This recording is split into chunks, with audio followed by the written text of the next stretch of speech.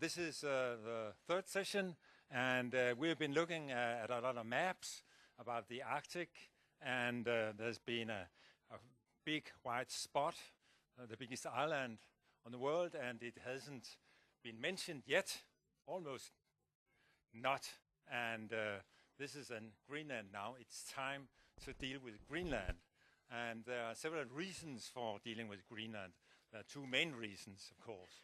First of all, that the position of Greenland has been changed, and now we have a totally new political position for Greenland inside the Kingdom of Denmark.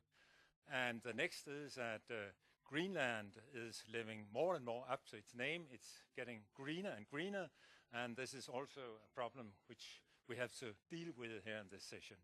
And well, we have three eminent persons sitting here, and they are dealing with three different angles of looking at Greenland. First of all, a sociological, societal view, and then a more military and you could say strategic view, and finally a political and geopolitical point of view.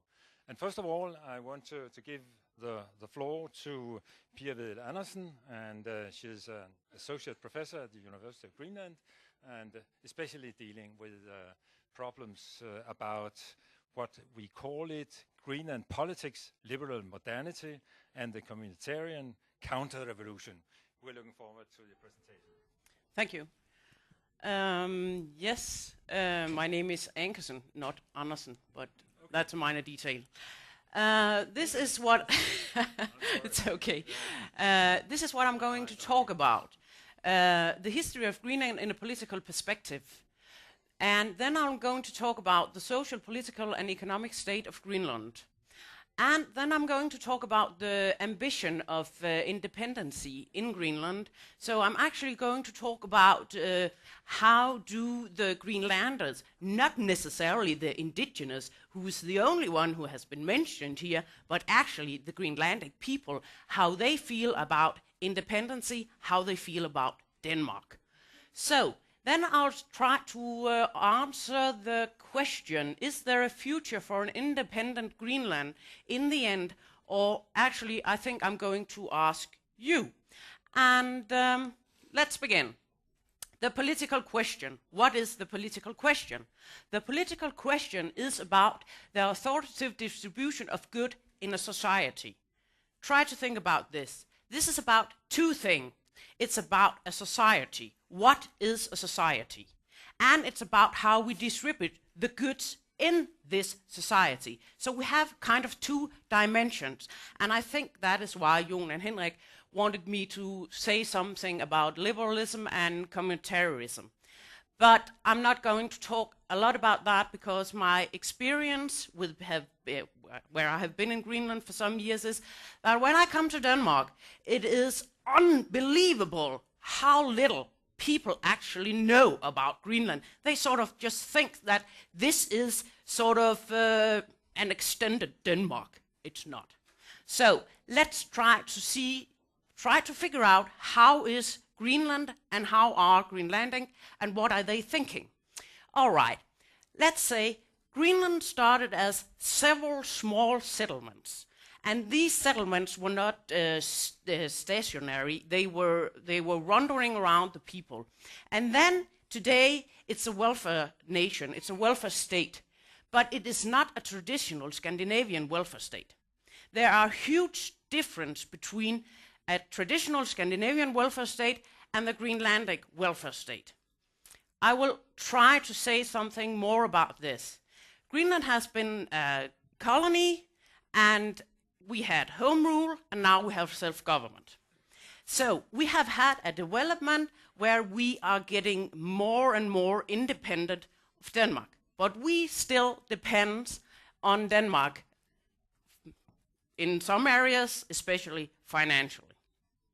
Okay, that was the first thing I wanted to say. And now I think I have to look at the time. Okay, one thing you need to know about Greenland is that this is not a huge population we're talking about. There are less than 60,000 people in Greenland, most of them living in cities. Some are living in settlements. There you have what you sort of, if you think at Greenland and the hunters, they are living mostly in the settlements. But most people in Greenland are living in cities, okay? And what we have now is that in very few years, Greenland has developed from an economy based on hunting, and Denmark tried to isolate Greenland, saying that this ought to be a traditional society when it was a colony. But this politics changed rapidly in the 60s, where we said that now Greenland has to be more in the line of Denmark. So we changed everything in Greenland, and we said that now we want industry. Then we got the fishing industry. That is what Greenland is mainly doing today. This is how we earn our money. It's by fishing. Okay, but now we have all these potential adventures ahead of us. Are we going to get oil? Are we going to get minerals, aluminium production, or whatever? So, social welfare, yeah. Social welfare in Greenland, forget about it. This is what you have to understand. Forget about it. In Denmark, we are used to, if you're sick, if you get unemployed, or anything like that, you can get social benefit. In Greenland, forget about it. That's not the way it is. If you read the papers, you would see that we have this huge problem about children who are being, not looked after that well, okay? You could say it has something to do with the social welfare. The social welfare in Greenland is extremely different from Denmark, okay? You get that? The taxation system in Greenland. Well, it's good to be rich. It's very good to be rich. You don't pay that much in taxes, okay? In Denmark, you have a progressive income taxation system. We don't have that. We don't like that. And this is also one thing you have to know about politics in Greenland. Well, actually, what I thought when I came to Greenland was that, well, this is kind of, we had many years with Siumut, a social democracy party. Well, then there's all this about equal rights and social distribution. Again, forget about it. That's not the way it works. That's not the way Greenlandic are thinking. They're extremely right-wing, all right? You get it? Yeah. Okay. Now we have the next point here. The economy. Okay. This is what we produced at least in 2006. But we spent a lot more money. That's nice. These money are coming from Denmark, okay? So, this is of course a point if you want to be an independent nation. You can't be an independent nation spending this amount of money and earning this amount of money, okay? That's sort of a problem.